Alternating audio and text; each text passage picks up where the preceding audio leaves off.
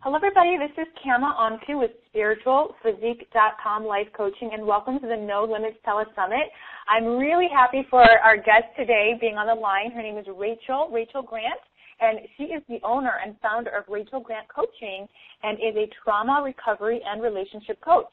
With her support, clients learn to identify and break patterns of thought and behavior that keep them from recovering from past sexual abuse or making changes in their relationships. Rachel holds an MA in counseling psychology. With this training in human behavior and cognitive development, she provides a compassionate and challenging approach for her clients while using coaching as opposed to therapeutic models. Rachel is a member of the International Coach Federation and San Francisco Coaches. On today's teleclass, she will be teaching us about the no limits on your perception. What you see is what you get. Welcome to the call. Thank you. So nice to be here. Thank you. Thank you. Well, let's get into this. I would love for you to talk about the role that focus plays in our lives. I think it's fascinating. We talked about this when we were scheduling you for the telesummit, and I would love for you to start there. Sure. Well, really there are basically two aspects of focus that I'd like to talk about as we start off today. The first is really about the habit of rumination that results from what Gretchen Rubin calls our negativity bias. Generally speaking, we have a tendency to really focus on the negative, focus on what's difficult, what's not working, to dwell on the past or unpleasant experiences, especially when we find ourselves without distraction. You know, those quiet moments when we're all alone, our minds tend to go towards the negative. It's kind of like that feeling of, not really being able to turn your mind off when the thoughts just kind of keep swirling around over and over again. Mm-hmm. And, one of the outcomes of this habit of rumination is it really leads us into feelings of anxiety, fear, sadness, anger. And worst of all, what's happening when we do that is we're reinforcing negative beliefs, negative neuronal connections that we have about ourselves, others, or, just exactly what's going on at that particular moment, the experience that we're having. So when we ruminate or focus on the negative, this really impacts not only how we feel, but how we end up behaving or responding. So that can lead us to feeling immobilized or just trapped, really unable to act or move forward. And we find that that's, to address that, really what we're looking at is trying to find this balance between, feeling and being present to what is going on, and then sitting it down, shifting our focus. We don't want to always ignore or distract ourselves from the hard feelings, but we also don't want to become trapped there. Right, so it's this kind of balancing act that we need to have. I think this is fascinating because a lot of times we don't even realize that we have that power of changing our focus. Mm-hmm, absolutely. Wow. Yeah, there's a real sense that our thoughts are just kind of happening to us. They're just there running, and we don't have any choice about it. But we do actually have the opportunity to shift our focus. And what's amazing is the next aspect about this is that just the physical act of paying attention actually creates chemical and physical changes in the brain. So, anytime we have an experience, what is happening on a biological level is that in the brain there are connections that, are neuronal connections that happen, and this essentially is memory.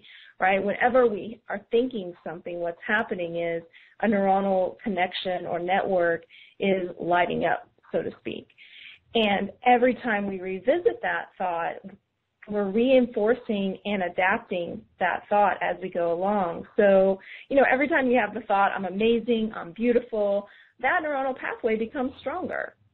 But likewise, if we give all of our attention to thoughts like, I'm never going to succeed, then that pathway is reinforced. And so, if what we ruminate upon really has a significant impact on how we feel, and moreover, our very brain chemistry, then, really paying particular attention to what we're focusing on is important. Yes. I wish we had this in school, elementary school. So when you talk about the concept of perception, I love what you're saying, like what happens with the brain chemistry. And so can you go a little bit further about that concept of what you see is what you get? Right. So then, our expectations really end up shaping our reality in a lot of situations. Our preconceptions have a significant impact on what we perceive. So, for instance, one of my clients who'd been sexually abused by her father had the expectation that all men were going to be rude, uncaring, selfish.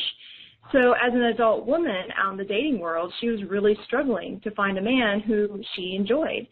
But as we started talking about her experience with dating, she told me this story, and it really illustrates this idea of, your perception and what you see is what you get. A guy she had just set up a date with, it was their very first date. He arrives at the door with flowers, and, he's really excited and happy thinking he's just won some major brownie points, right? But she described feeling really angry and closed off and really just kind of wanting to shut the door and get out of there. So, she was so sure that this man was out to take advantage of her. She had the thought, how dare he bring, flowers to me like I'm some silly schoolgirl. He's just going to take advantage of me. So we really came to see that she was so set on proving that men were terrible that she even framed the gesture of flowers on a first date as being manipulative and evidence that he would hurt her. So her preconception or her expectation that all men are out to harm her changed the way she actually perceived the situation. So this, what we have come to expect of ourselves or of others or relationships, it really is greatly informed by our past experiences, which then shape our expectations. And what happens is we set out to essentially prove, that our false beliefs or our preconceptions are true. And we gather all sorts of evidence that reinforces those false beliefs and then ignore everything else on the contrary that doesn't fit. So at the end of the day, exactly what we see is what we're going to get in any situation. What we're open and interested in looking for really shapes the experience that we're going to have, even if that comes to how we think about ourselves or how we think about others or how we, experience and behave in situations or read what other people are doing. Fascinating. So, of course, the next question, I know I'm thinking, and I'm sure all the listeners are thinking, okay, so what can we do to shift? How can we shift the focus? Like, for example, with that client, how would someone who's been abused or betrayed or taken advantage of in the past change their focus and change their perception and their expectation so they don't keep, having the same thing happen over and over again, repeating it over and over again? Yeah, this is definitely the question that I, had immediately myself too, when I began understanding.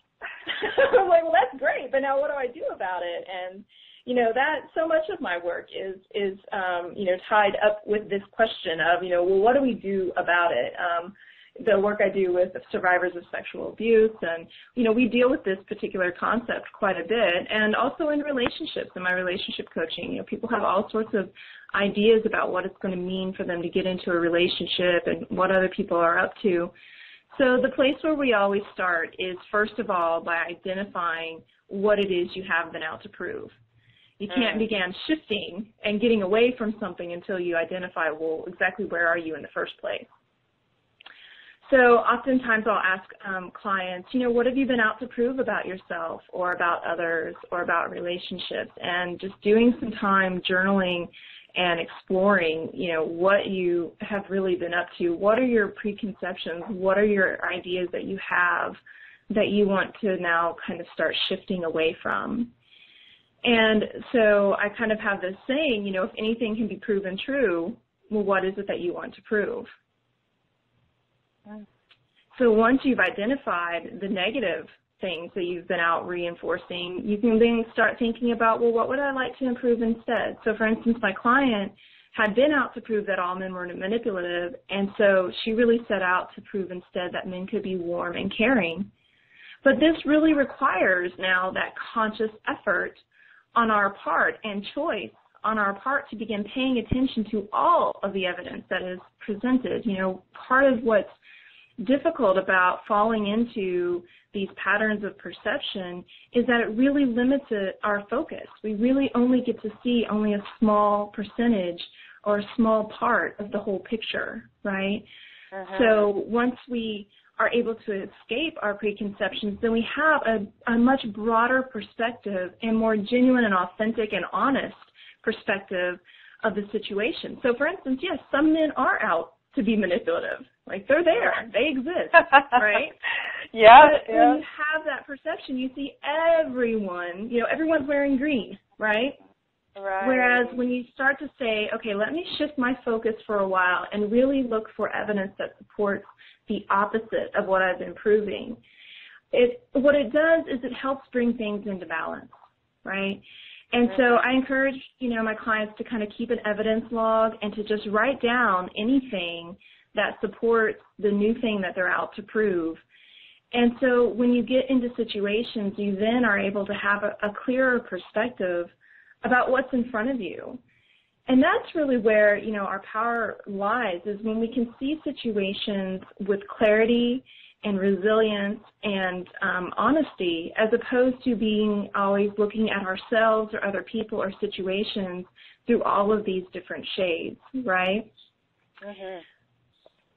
So, you know, there's no getting away from perception. It's just a matter of being able to bring things into balance so that you're able to see a fuller spectrum. It's kind of like, you know, a color wheel. Let's see every single color that's there and all the nuances of things, as opposed to only seeing one thing at a time. Wow. So I'm taking notes here. I love what you're saying. And so I just want to encourage all the listeners to be taking notes as well. So you said step one is to identify, you know, what have we been, you know, out to prove, journal, we can explore it, and then start to ask ourselves, well, what is it that we want to shift away from?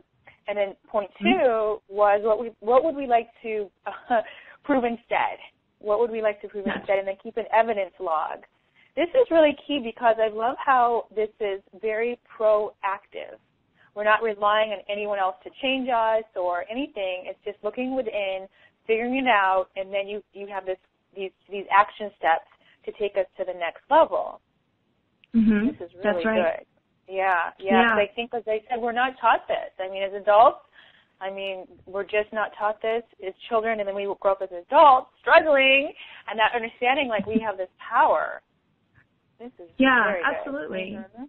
Yeah, there's this, even in, you know, the way that we talk about our experiences oftentimes is like, that made me feel, or he or she made me angry, right? There's this very, like, there's something external that's acting upon us that's causing our experience, our emotion, our perception.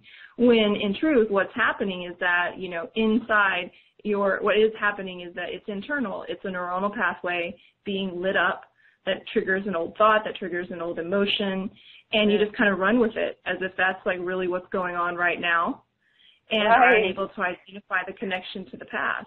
Yeah.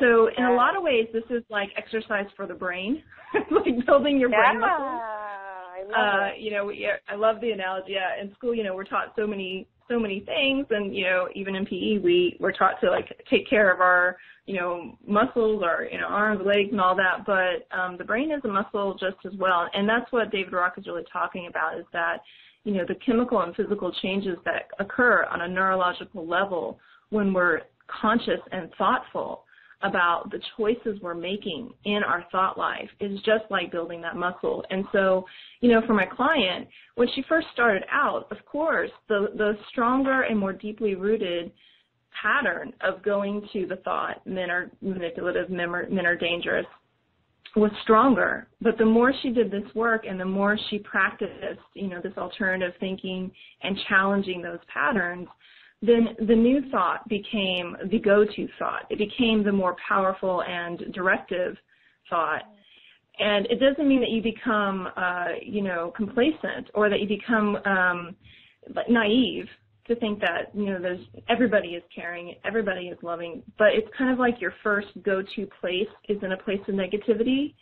It's training yourself to look for look for, something else first, see that, investigate that, and if it happens to not be there, to not then, here's the important piece, to not then globalize and say, oh, well, see, I found that one man who's manipulative, therefore all men are manipulative, right? Mm-hmm. Like what I've proven or what I've discovered in this experience is that this one person is this way, yeah? Mm-hmm. So to learn this additional little piece is to remember to keep things localized, to notice that for every experience, whatever you're experiencing applies there, and to avoid trying to too much generalize the experience.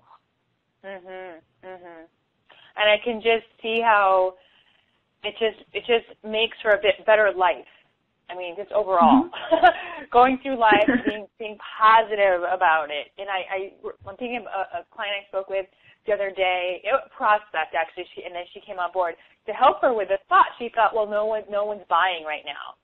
I said, no one, and this is very interesting. So what I want to ask now is, okay, so using these techniques, how does perception play a role in the vision we have for like long-term future?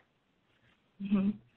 Well, so just as we're out to prove, what we're out to prove impacts the type of interactions we have in our very present moments, our expectations for the future really have a huge impact on our journey. So if our vision of the future is full of, constraint, false beliefs, negativity, then we're really unable to step into a future that's full of power and possibility, because if the lay of the land ahead of you looks dark, you're not really going to be doing much to get there, Right, right. And so, I'm not really one to believe that just because we think something or expect something to happen that it will actually happen, That would be nice if we had that power of preconception that if I just think I'm going to be making $1 million tomorrow, that the $1 million will be on my doorstep. But I do really believe that our focus and our expectations influence the way we feel and act. So this is going to play a big role in the type of choices we make and the type of risks we take, So, for example, I was working with a client, and she had really come to believe that she was stuck in her job. She had no future. She had no options. It was like, this is it. This is where I am. I'm just going to have to deal with that, right? And she had all these ideas and dreams about things that she wanted to be doing instead. And so as we started to do the work to really challenge those ideas that she had about the future and her expectations, she really began to shift and change. And before I knew it, she had applied to this internship program, and now she's in Copenhagen playing out her life and living this dream and is really there. But until we could strip away, those expectations, the door wasn't open at all, right? And so part of what focus and shifting our expectations does is it doesn't give us a guarantee, but it opens a pathway, it opens an opportunity that wouldn't be there at all otherwise.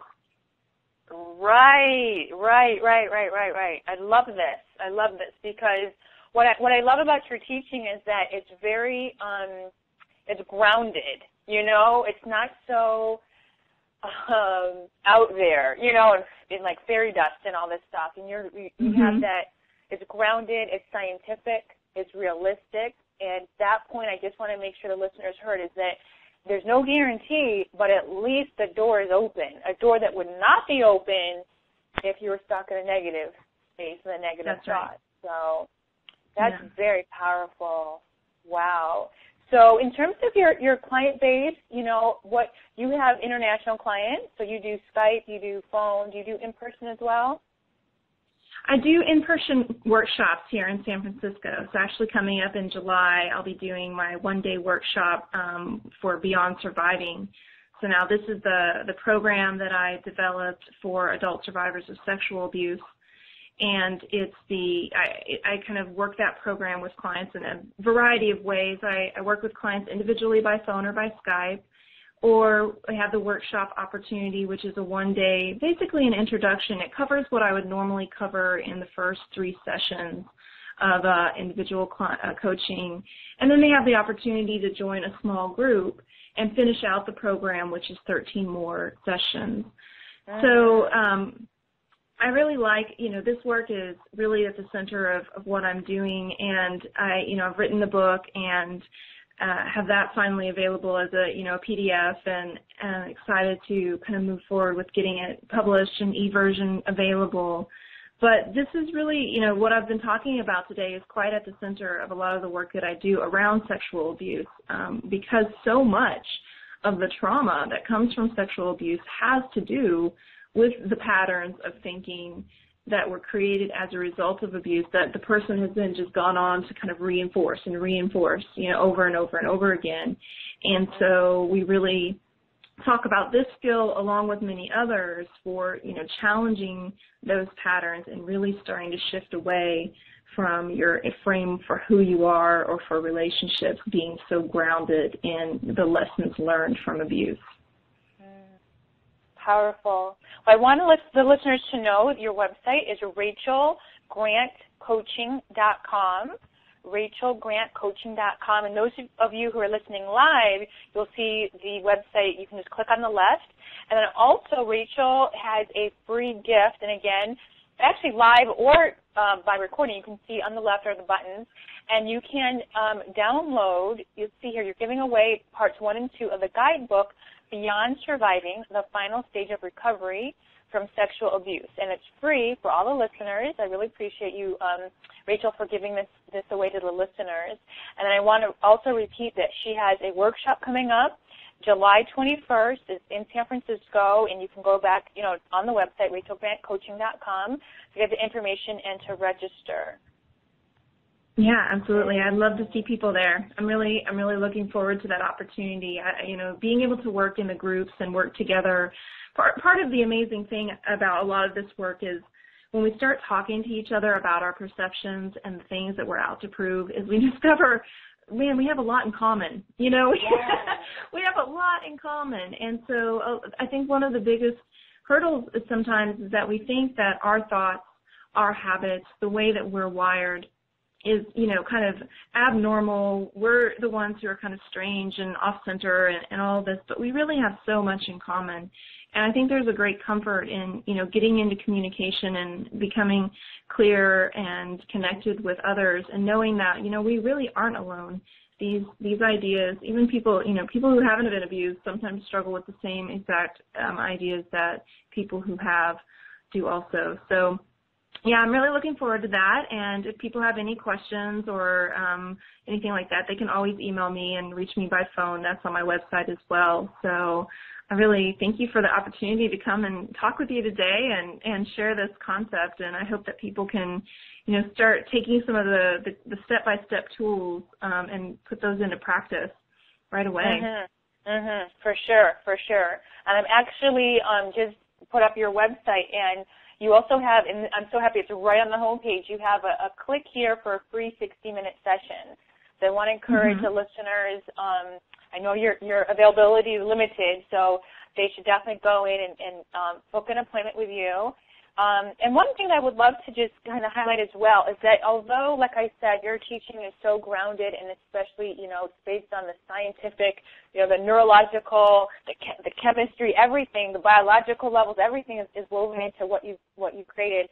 And you are, this is what you study. You have a degree. I just want to emphasize that because sometimes people will listen to something that sounds simple, which this is, but at the same time we need some help, And so I want to encourage people that it's okay to get a coach. It's okay to get some help if you've been trying to do it on your own. If you've been trying to do it on your own and it hasn't worked and you're still going back to the same negative patterns and believing general statements about a certain group of people or whatnot, Rachel's here to help you. So thank you for your time, and there's great information. I appreciate you, Rachel.